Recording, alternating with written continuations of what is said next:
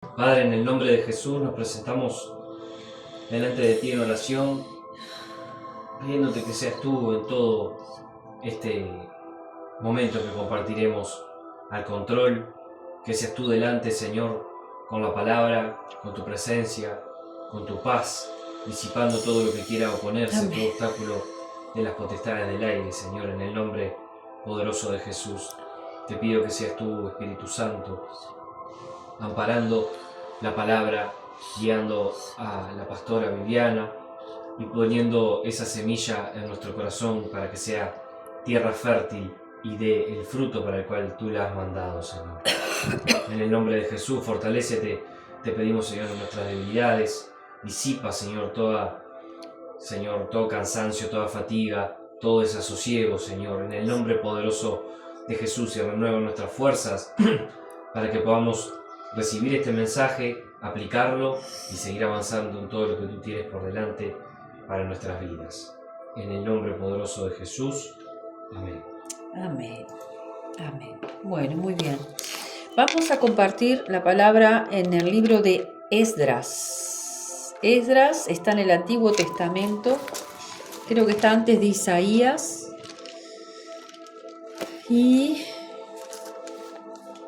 después de Segunda de Crónicas. No, mentí. Después de Esdras viene Nehemías. En mi Biblia está por la página 620. Esdras capítulo 3.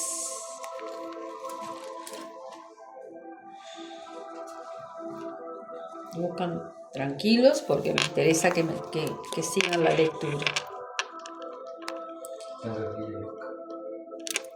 ¿Qué, mi amor?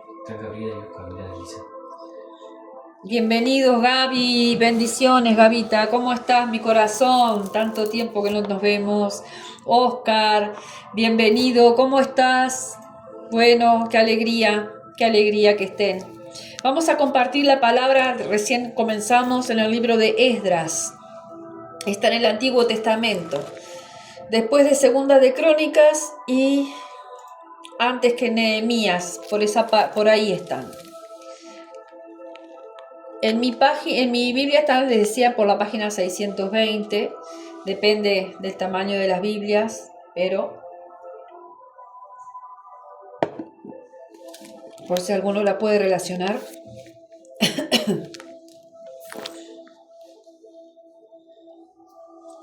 ¿La tienen?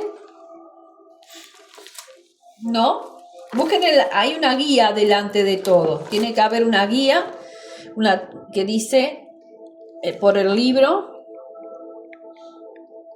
Está Primera de Samuel, Segunda de Samuel, Primera de Reyes, Segunda de Reyes, Primera de Crónicas, Segunda de Crónicas, Esdras. Gloria a Dios. Yo sé que es un libro, la verdad que me costó esta palabra, pero bueno, entendí hace un momento cómo Dios prepara todo, ¿sí?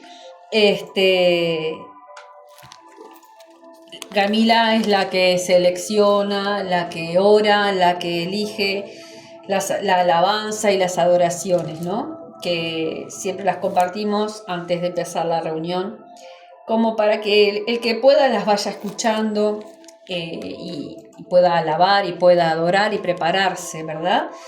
Para disponer el corazón, porque eso es lo que hace la alabanza y la adoración, nos prepara en el mundo espiritual, se van disipando cosas que pueden estar obstruyendo, nosotros nos vamos aquietando, nos vamos preparando el corazón para que la palabra caiga en buena tierra.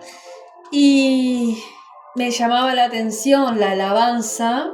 Después, el que no pudo escucharla, escúchela. Habla de la cautividad, cuando vuelve de la cautividad el pueblo de Israel, y la palabra de hoy trata exactamente de eso. Nosotros no nos ponemos nunca en acuerdo, pero podemos ver cómo es el Espíritu el que guía a sus siervos para lo que quiere que se comparta en el culto y todo lo que tiene que ver en relación, ¿no? Y digo esto porque a mí me costó que fuera esta palabra. Entendía que no, y estuve realmente horas buscando y leyendo, hasta que el Señor me dice, ya te dije cuál era, ¿viste? Pero uno es medio terco y le di vuelta a la cosa, como el pueblo de Israel, ¿no? 40 años por obtuso y terco. Y bueno, y la adoración también, estuve clamando al Señor, cielos abiertos, la primera adoración habla de cielos, que los cielos se abran hoy, que los cielos se abran hoy, que el Espíritu de Dios venga. Y bueno, les comparto esto como para que vayamos todos teniendo entendimiento de todo lo que se mueve cuando nosotros nos preparamos para un culto al Señor, es en alabanza, es en adoración y es en su palabra. Y bueno, todo eso realmente me confirma y me anima y me alienta, ¿verdad? Para entender que siempre es el Espíritu Santo de Dios el que nos guía. Esdras es un libro que tiene varias fuentes. Yo tengo acá una referencia. Y originalmente dice que era uno solo, el libro de Esdras y el de Nehemías, pero fueron separados. Y Esdras habla sobre el periodo tras el exilio del pueblo de Israel de Babilonia. El pueblo de Israel había estado 70 años cautivo en Babilonia, y Dios, que también fue el que había determinado esa cautividad, ese tiempo al pueblo, interviene, habla a un rey pagano, ¿sí? Acá dice que cuando el rey persa Ciro y Artajerjes, dos reyes, eran los que permitieron al pueblo judío regresar a su patria, regresar a su tierra y reconstruir sus ciudades y el templo de Jerusalén, ¿sí? Y Esdras, es el que vamos a ver hoy. Era un escriba y sacerdote, ¿sí? Que trabajó para restaurar la obediencia, dice aquí la referencia, a la ley de Moisés. Este pueblo estuvo cautivo en un lugar que era totalmente pagano, con culturas diferentes y adoraban dioses y todo lo que nos podamos imaginar.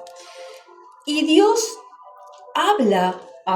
interviene en el rey que estaba en ese momento. Yo les voy a leer Esdras 1, del 1 al 4, no lo busquen igual es dar vuelta a la hoja, pero para que entendamos un poquito el contexto que ya te estaba introduciendo.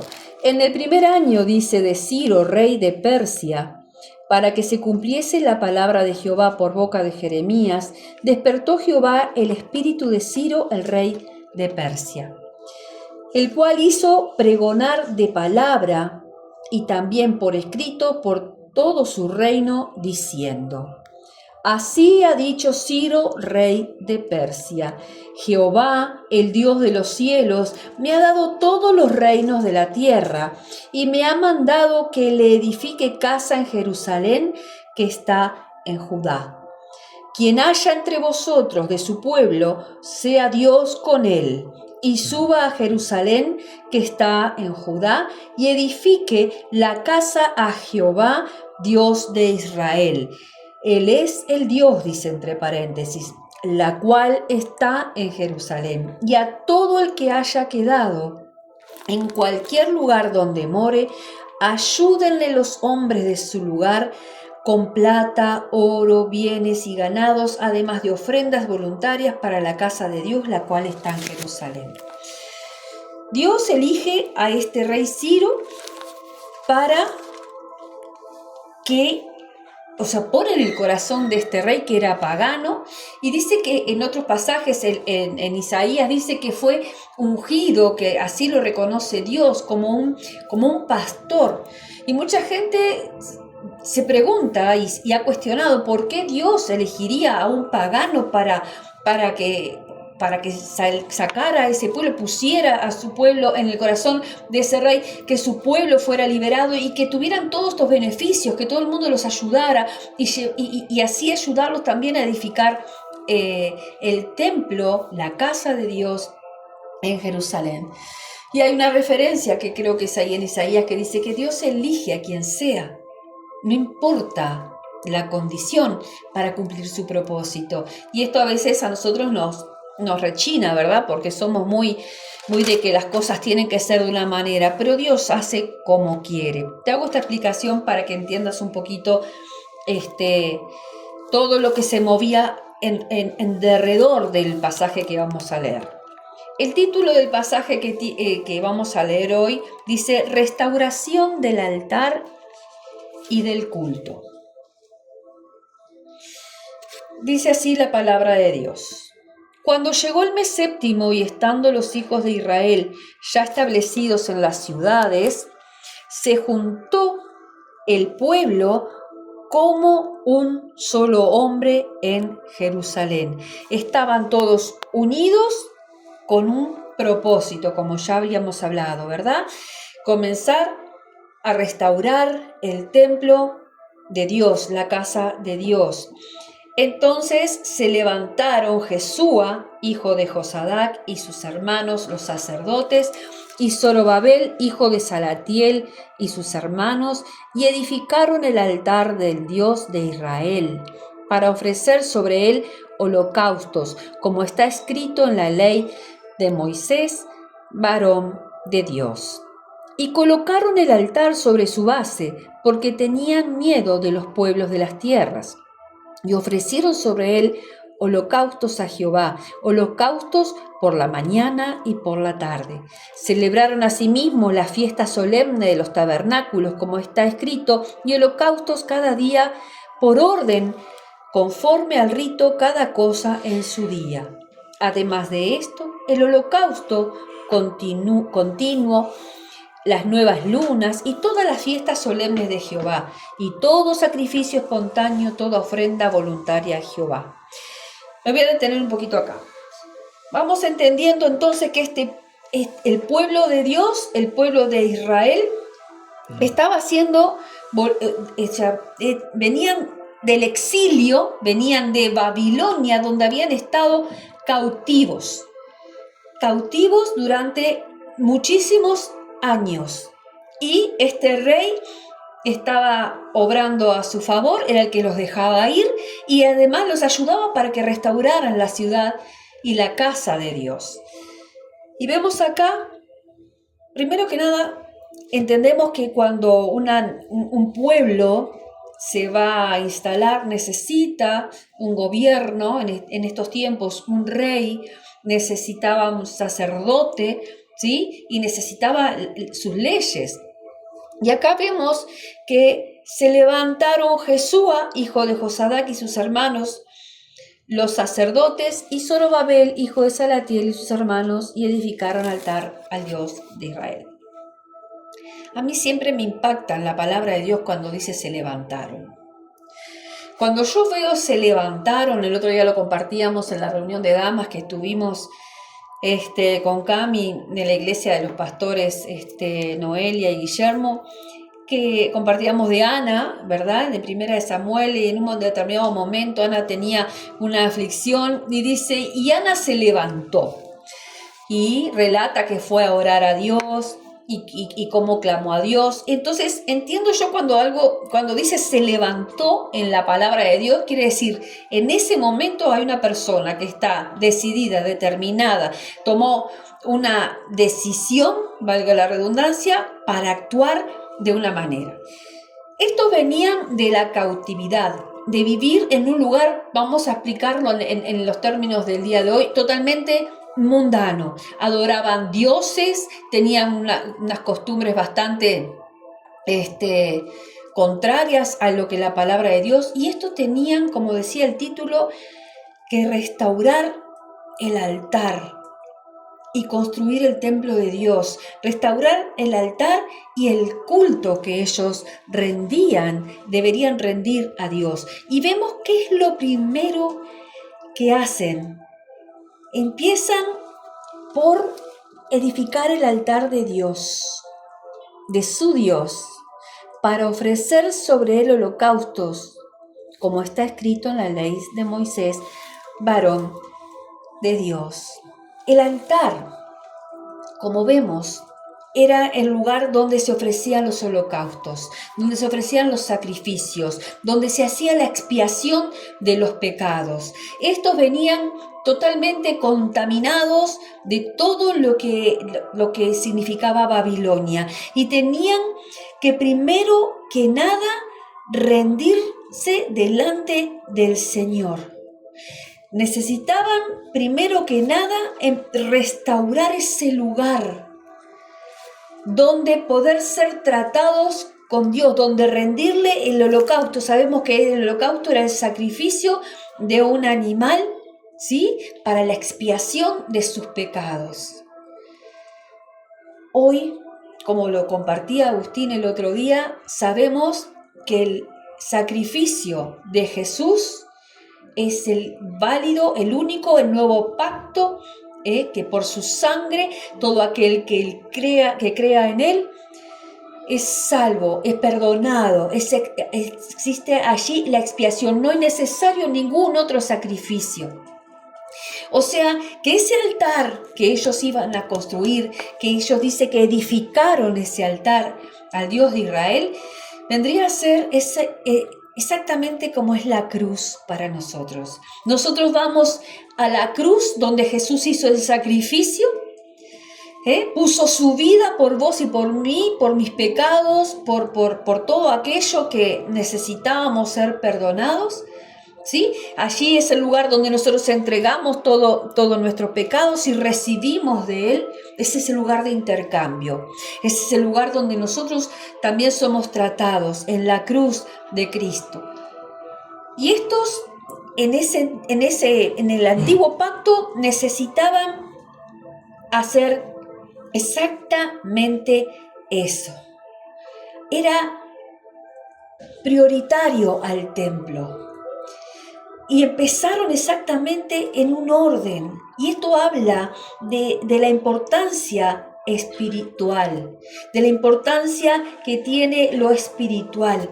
Comenzaron a construir el lugar donde ellos iban a ir a buscar exactamente, a rendirle ese sacrificio a Dios, como era en ese tiempo, para recibir la expiación de sus pecados y ser allí limpiados, ¿sí? Entonces habla de que ellos entendían esa necesidad. Y tú y yo también necesitamos, así como estos hacían. Aquí dice que ofrecieron holocausto, sobre él holocaustos a Jehová, holocaustos por la mañana y por la tarde. Yo entendía cuando leía esto de que nosotros también necesitamos rendir ese holocausto, rendir es nuestro corazón, ir a su presencia. Nuestro corazón es el altar. Podemos tener un altar físico, ¿cómo no? Yo aquí tengo en este dormitorio, en esta habitación, me he preparado una mesa, un lugar donde oro, donde sé que voy a buscar de la presencia de Dios, y aquí sería mi altar al Señor, pero mi altar y tu altar primero está en nuestro corazón.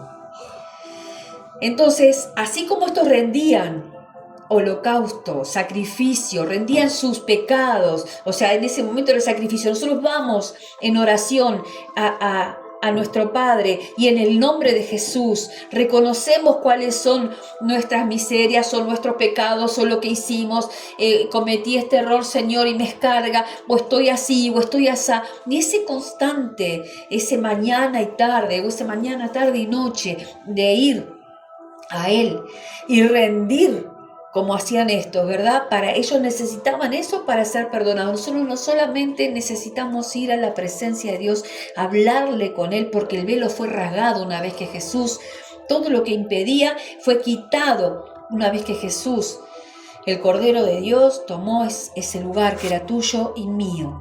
Pero estamos en este tiempo del pueblo de Israel. Te lo traía un poquito en paralelismo a nosotros. Ellos entonces fueron obedientes. Ellos en obediencia reanudaron por lo que debían comenzar. así como nosotros también debemos, de día, en el momento que sea, cuando comenzamos el día, prepararnos, ¿sí? ¿Por qué? Porque el Señor en ese momento nos va a munir de todo lo que necesitemos, porque Él sabe lo que vamos a tener por delante. Yo a veces cuando me levanto un poquito antes de ir a trabajar y busco de la presencia, lo estoy haciendo más asiduamente en este tiempo, es como que estoy entendiendo la mayor demanda o me estoy poniendo yo también esa mayor demanda y después me pasa algo en lo cotidiano, digo, Señor, tú ya sabías que esto me iba a pasar. Te pido que me ayudes, te pido o entiendo por qué me diste esta palabra o ¿se entiende? Entonces, nosotros, entendiendo lo que el Padre nos requiere, vemos aquí como este pueblo que venía saliendo de estar cautivo, de estar prisionero, ¿verdad? De ser esclavo. Empieza a construir el lugar para Dios. Sigue diciendo así, desde el primer día, versículo 6, desde el primer día del mes séptimo comenzaron a ofrecer holocaustos a Jehová, pero los cimientos del templo de Jehová no se habían echado todavía. Y dieron dinero a los albañiles y carpinteros, asimismo comida, bebida y aceite a los sidonios y tirios, para que trajesen madera de cedro del Líbano por mar a Jope, conforme a la voluntad de Ciro, rey de Persia, acerca de esto. Este rey, que era pagano, estaba apoyando al pueblo de Dios para la construcción del templo de Dios. Y sigue diciendo la palabra. Colocación de los cimientos del templo. Acá van al segundo paso, van a comenzar por los cimientos del templo. En el año segundo de su venida a la casa de Dios en Jerusalén, en el mes segundo, comenzaron sobre Zorobabel, hijo de Salatiel, Jesúa, hijo de Josadac, y los otros sus hermanos, los sacerdotes y los levitas, y todos los que habían venido de la cautividad a Jerusalén. Y pusieron a los levitas de 20 años arriba para que activasen la obra de la casa de Jehová. Los levitas sabemos que eran los sacerdotes, ¿verdad? La tribu de los sacerdotes de Israel y los adoradores. Jesúa, versículo 9, también sus hijos y sus hermanos, Cadmiel y sus hijos, hijos de Judá, como un solo hombre asistían para activar a los que hacían la obra en la casa de Dios, junto con los hijos de Endad, sus hijos y sus hermanos levitas. Vemos la unión del pueblo por el propósito. Y cuando los albañiles del templo de Jehová echaban los cimientos, pusieron a los sacerdotes vestidos de sus ropas y con trompetas, y a los levitas, hijos de Asaf, con címbalos, para que alabasen a Jehová, según la ordenanza de David, rey de Israel. ¿Se dan cuenta lo que implica el culto? Por acá decía restauración del altar y del culto. Ellos estaban empezando al retornar a vivir y a retomar todo lo que era en la alabanza a Dios, lo que era en los holocaustos a Dios, lo que era buscar de Dios, y había júbilo, y unos se animaban a otros, eran uno solo. Podemos ver cuando la palabra nos dice allá en Hechos que la iglesia estaba unánime esperando la llegada de Pentecostés. Podemos encontrar en la Biblia cuando la iglesia de Jesucristo se une para estar en el propósito que es alabar y rendir culto y adorar al Señor. Dice en el versículo 11, y cantaban alabando y dando gracias a Jehová y diciendo, porque Él es bueno, porque para siempre es su misericordia sobre Israel. Y todo el pueblo aclamaba con gran júbilo, alabando a Jehová, porque se echaban los cimientos de la casa de Jehová. Esta gente venía de estar en opresión. Esta gente venía de padecer mucho.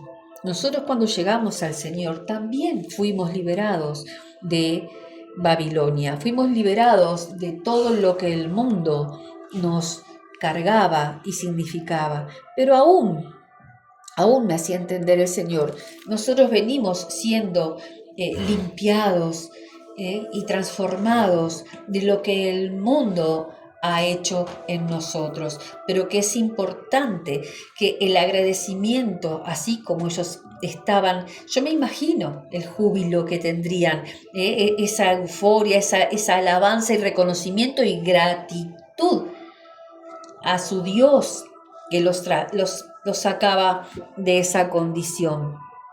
Y estaban echando los cimientos de la casa de Jehová. Versículo 12. Y muchos de los sacerdotes, de los levitas y de los jefes de casas paternas, ancianos, que habían visto la casa primera, porque sabemos que había sido destruida Jerusalén, ¿verdad?, por los babilonios cuando se llevaron cautivos a los de Israel, a los de Judá, ¿sí? Y estos volvían, algunos volvían después de tantos años, pero algunos volvieron. Dice, y estos, dice, viendo echar los cimientos de esta casa, lloraban en alta voz, mientras muchos otros daban grandes gritos de alegría. Y no podía distinguir el pueblo el clamor de los gritos de alegría de la voz del lloro, porque clamaban el pueblo con gran júbilo y se oía el ruido hasta de lejos. Amén. Podemos entender, ¿verdad?, lo que es el gozo. Hoy cantábamos esa alabanza que, como te decía, dice, cuando el Señor hiciere volver, cuando el Señor hiciere volver la cautividad, seremos como los que sueñan, seremos como, y con cantos de júbilo, porque cuando uno está cautivo, pierde toda esperanza de vida. ¿Y cuántas veces nosotros, si miramos un poquito para atrás, podemos recordar? Yo me acuerdo que cuando llegué a la iglesia, me di cuenta que hacía muchísimos años que no cantaba. Y cuando comencé a alabar y a adorar a Dios en la iglesia, eran graznidos lo que me salía de la garganta. ¿Vos sabés cómo es el graznido del pato? Creo que es el pato que hace, ¿no? Bueno, así era. Y yo decía, Señor, por favor, los que están al lado mío, que canten fuerte, pero yo quiero cantarte, y era una cosa horrible. Y un día le dije, Señor, yo quiero alabarte y adorarte. Yo quiero poderte alabar y adorar, Señor, permitímelo. Y bueno, les cuento esto como un testimonio. Cuando estaba en la iglesia que teníamos con el que fue mi esposo, el pastor Amorín, yo estaba en la alabanza y la adoración. Y era una de las partes, había un pastor a cargo de la alabanza y la adoración, pero era parte integrante. Y un día que estaba alabando y adorando allí, el Señor me trajo el entendimiento. ¿Te acordás que me lo pediste? Fue precioso. Él hace. Así que, bueno, aquellos que cantan lindo, bárbaro, pero los que no les salga, pídanle al Señor. Bueno, entonces, alabar a Dios, aunque estemos en situaciones difíciles, habla del gozo y del reconocimiento y la gratitud a Él, y el adorarle también. Y estos unos lloraban de melancolía y los otros gritaban de júbilo. Pero mira lo que pasa. Cuando vos y yo nos disponemos a levantarle un altar a Dios, cuando nosotros nos disponemos a obedecer la palabra de Dios, cuando nosotros nos disponemos a caminar conforme y a reconstruir, ¿no? Cuando hablan acá de templo, a mí me viene siempre, leyendo esta palabra, que edificar el templo, hoy somos nosotros el templo del Espíritu Santo de Dios. Así dice la palabra. Y nosotros nos edificamos en el Espíritu, también físicamente, o sea, nuestro espíritu es ministrado por el Espíritu Santo de Dios y nos edifica. Entonces entendía todo eso, ¿verdad? Qué importante, y a través de esta palabra, todo lo que nosotros tenemos que tener entendimiento de que como seres espirituales tenemos que hacer, y constantemente, como decía acá, mañana y tarde. Pero mirá lo que pasa cuando nosotros nos disponemos, te decía. Mirá lo que dice en el capítulo 4, versículo 1.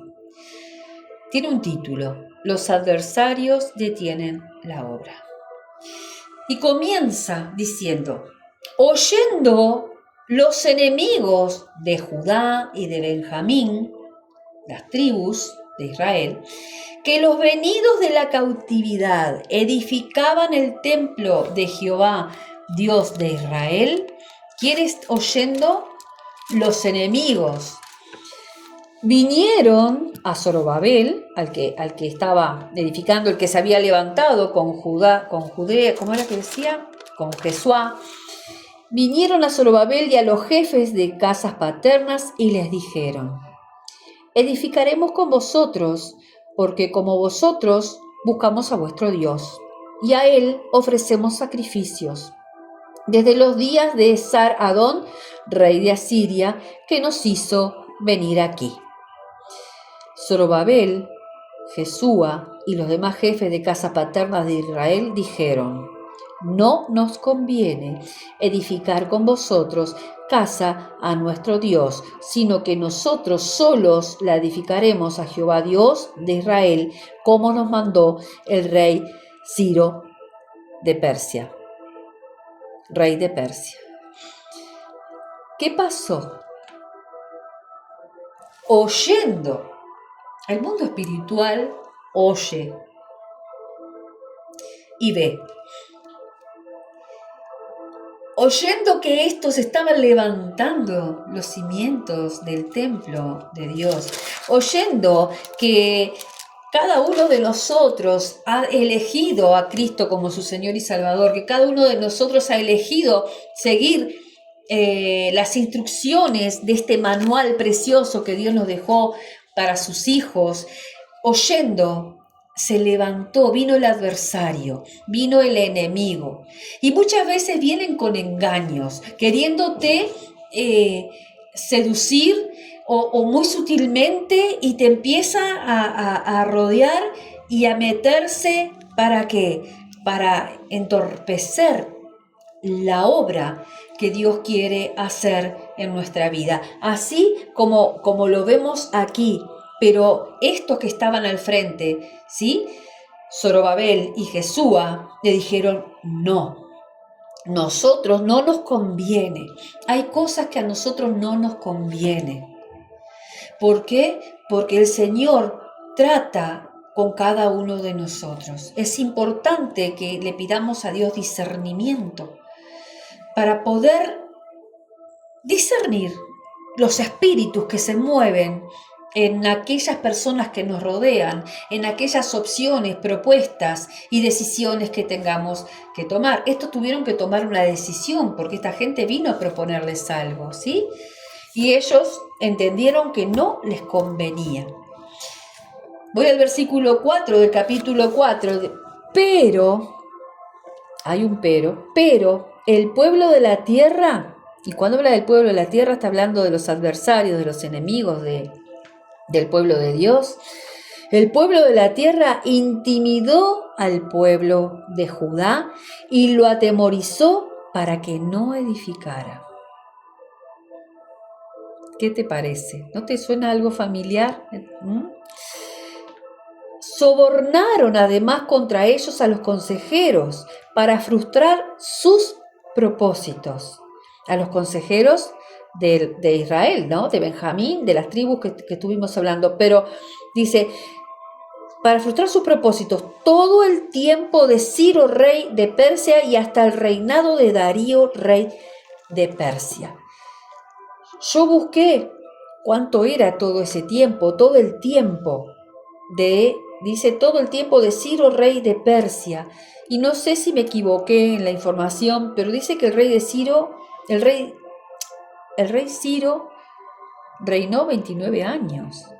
Ciro el Grande. Yo no me quedó claro, y esto se lo transmito porque no lo tengo claro, si fue durante ese tiempo que estos quisieron y sobornaron, ¿sí?, para frustrar sus propósitos, los propósitos que tenían de edificar el templo Zorobabel, Jesúa y todo el pueblo de Israel.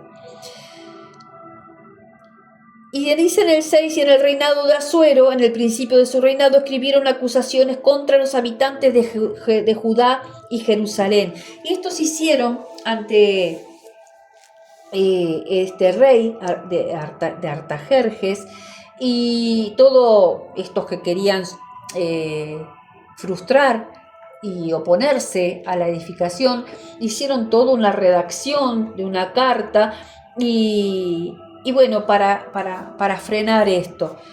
Y resulta que lo lograron. Dice que sí, que por un tiempo, yo te voy a leer acá el versículo 23 del capítulo 4, que dice que cuando la copia de la carta del rey Artajerjes fue leída delante de Rehum y de Simsai, secretario, y sus compañeros, fueron apresuradamente a Jerusalén a los judíos y les hicieron cesar con poder y violencia. Les hicieron detener la obra que estaban haciendo. Hicieron toda una carta que sinceramente no te la leí, pero el propósito de esa carta es relatar una cantidad de cosas para que el rey Artajerjes frenara, hubiera una orden de ese rey para frenar la obra, y lo lograron. Cuando leyeron la carta, la copia de la carta del rey, les hicieron cesar con poder y violencia. Entonces cesó la obra de la casa de Dios que estaba en Jerusalén y quedó suspendida hasta el año 2 del reinado de Darío, rey de Persia. Hay oposición, hay cosas que vienen a distraernos, hay cosas que hay confabulación, hay estrategias que el ser humano usado, porque sabemos que no tenemos lucha contra carne ni sangre, ¿verdad? Son potestades y legiones y todo lo que dice la palabra. Entonces vemos que eso pasa, y lo vemos aquí a la luz de la palabra, que la obra que estaba haciendo de restauración, este pueblo que venía del exilio, fue frustrada por sus adversarios, el enemigo, que se levantó para detener lo que estos quisieron hacer por orden del rey Ciro y porque Dios había dado la orden. Y pasa lo siguiente, mira que nos falta mucho, ya en breve termino. Hay un subtítulo a continuación del versículo 24 que dice: reedificación del templo. Hay dos profetas. En el capítulo 5 comienza diciéndonos que hay dos profetas, Ageo y Zacarías, que si vamos a Ageo capítulo 1, versículo 1, y si vamos a Zacarías capítulo 1, versículo 1, vemos que ellos fueron a profetizar. Dice: profetizaron Ageo y Zacarías, hijo de Ido, ambos profetas, a los judíos que estaban en Judá y en Jerusalén, en el nombre del Dios de Israel, quien estaba sobre ellos. Fueron estos dos profetas, profetizaron a los judíos que estaban en Judá y en Jerusalén, ¿tá? En nombre de Dios. ¿Y qué dice en el versículo 2?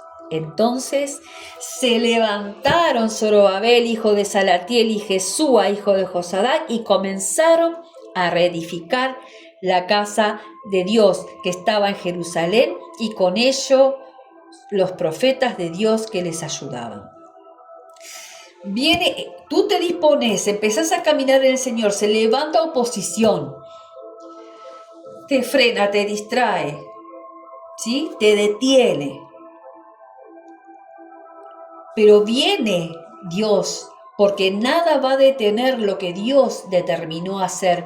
Envía a estos dos profetas, hablan a Judá, ¿sí? A los judíos que estaban en Jerusalén, y se levanta, nuevamente él se levanta. ¿Viste? La decisión. Se levantaron Zorobabel, hijo de Salatiel, y Jesúa, y comenzaron a reedificar la casa de Dios que estaba en Jerusalén. O sea, que vemos cómo obra el enemigo en aquellos que tenemos el propósito de Dios a llevar adelante, aquellos que ya hemos dejado atrás Babilonia, que ya hemos dejado atrás todo lo que el mundo nos deleitaba. Hoy nuestro deleite es estar en las cosas del Señor y conocerle y crecer y cada día ser más transformados mediante la renovación de nuestro entendimiento, como dice la palabra de Dios. Pero podemos entender, no te voy a leer el capítulo 5, quédate tranquilo, que en el versículo 5 del capítulo 5 dice: mas los ojos de Dios estaban sobre los ancianos y los judíos y no les hicieron cesar hasta que el asunto fuese llevado a Darío. ¿Qué pasó? Cuando se enteraron que estaban de vuelta construyendo, vinieron a preguntarles: ¿quién les dio a ustedes el permiso para que? ¿Quién nos ha dado orden, dice, para edificar esta casa y levantar estos muros? O sea, otra vez, cada vez que te levantes y quieras hacer las cosas conforme a lo que Dios determinó, vas a tener que estar firme. ¿Qué hicieron estos? Estos se mantuvieron firmes, volvieron a venir a cuestionarlos, pero dice que los ojos de Dios estaban sobre los ancianos y judíos y no les hicieron cesar hasta que el asunto fuese llevado a Darío. O sea, vienen a cuestionarlos, que ustedes están desobedeciendo, el rey dio esta orden, no construyan. Y estos, luego que Dios habla por boca de profeta, comienzan de nuevo, se levantaron y comenzaron. Cuando comenzaron a caminar en las cosas del Señor, cuando te levantás de esa condición, vuelven a cuestionarlos, vuelven, pero los dejaron continuar hasta que el rey, Darío, que le iban a llevar todo el cuento de lo que estaba haciendo de vuelta al pueblo de Israel, diera su respuesta. Y dice, está bueno, si lo quieren leer, lo pueden leer, que hacen todo el relato a este rey.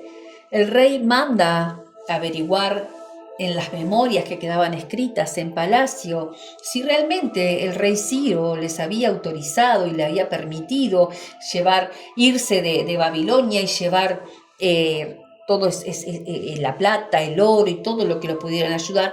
Y resulta que sí, que comprueba este rey Darío, y entonces el mismo rey Darío dice en capítulo 6, versículo 7, dejad que se haga la obra de esa casa de Dios, que el gobernador de los judíos y sus ancianos reedifiquen esa casa de Dios en su lugar. Y por mí, dice en el versículo 8 del capítulo 6, es dada orden de lo que habéis de hacer con esos ancianos de los judíos para reedificar esa casa de Dios, que de la hacienda del rey que tiene del tributo del otro lado del río, sean dados puntualmente a esos varones los gastos para que no cese la obra. Y continúa, ¿no? Pero decía ahí, mas los ojos de Dios estaban sobre los ancianos y los judíos. ¿Qué te quiero dejar hoy como mensaje?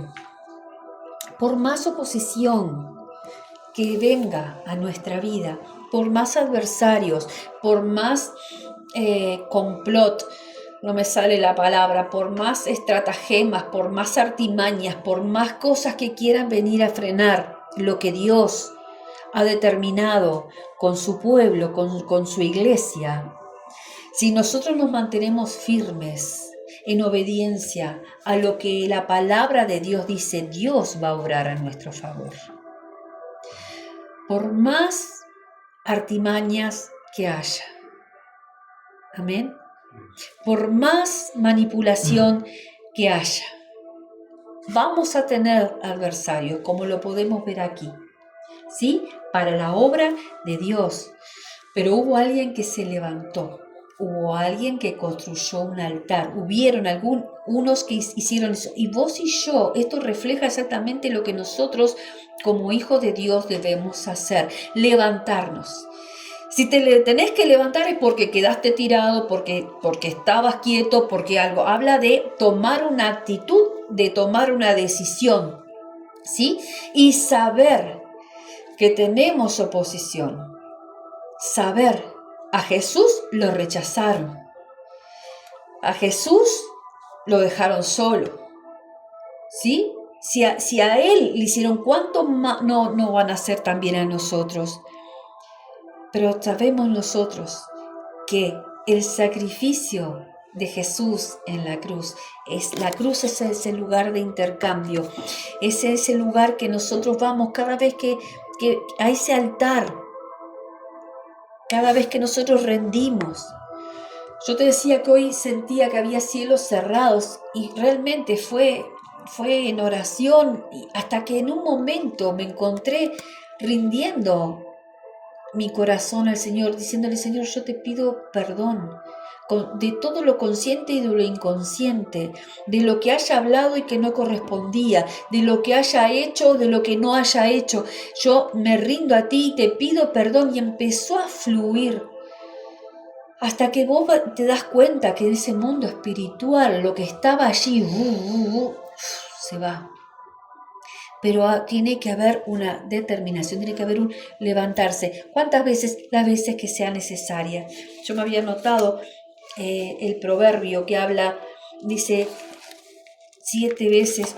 ¿Cómo es, Agustín, proverbio? Ay, si lo encuentro acá, que me lo anoté. Pero no sé cuál quería. 7 veces cae justo y toda la... y siempre, ahí está. Yo te lo confirmo.